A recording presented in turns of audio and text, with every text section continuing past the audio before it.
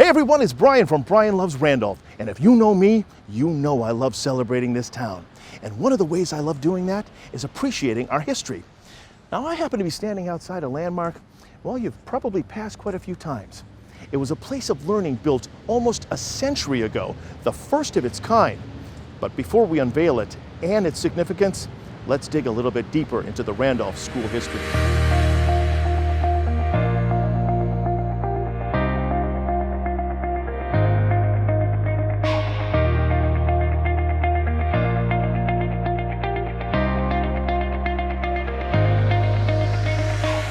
The first school built in Randolph was the Quaker School in 1758, located right next to the Friends Meeting House on Quaker Church Road. And it would be one of 9 one-room schoolhouses scattered all over the township here in Randolph over the course of the next century.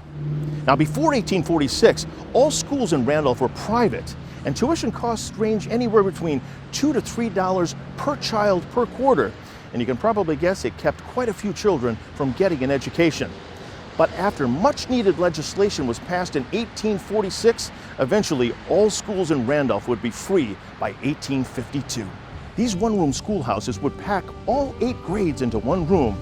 There wasn't much in the way to offer in frills, most schools providing only slates, slate pencils, and portable blackboards. No computers or iPads here, kids.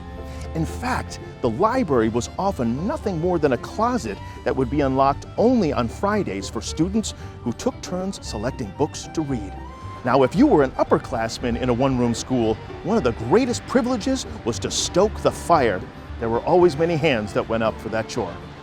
Now, one-room schoolhouses blossomed into 2 rooms, and as Randolph grew, so did its student population, which brings us to our featured landmark. Now, in 1924, Millbrook had its new 4-room schoolhouses featuring 2 classrooms on both floors. It was also the first school to have central heating. Alas, no indoor plumbing yet, because outhouses were designed and designated for boys and girls out back, which also featured a water pump. And in 1926, electric lights were installed, which made it the most modern school in its area. School sessions would start each day at 9 a.m. and ended at 4 p.m., except on Friday when the children were released at 3:30. Pupils were taught the basic curriculum as well as music and art.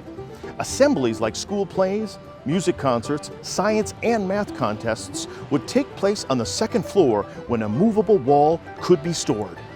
Rapid growth and innovation was an undeniable fact, and we were now a thriving township where folks wanted to settle and raise their families, giving way to the demand for more educators. And according to the Randolph School Board, at the turn of the 20th century, Randolph had a total of 13 teachers who averaged a salary of $200 per year. But as that demand grew, a teacher could expect to earn as much as $871 in 1920, and in 1930, a whopping $1,400 per year. Now, in the mid-1930s, the Randolph Board of Education once again became concerned about the overcrowding in schools, and Randolph citizens in 1938 unanimously voted to erect the Consolidated School, which would be built in 1939, currently Center Grove Elementary. Sadly, in 1940, after 16 short years, the Millbrook School was abandoned.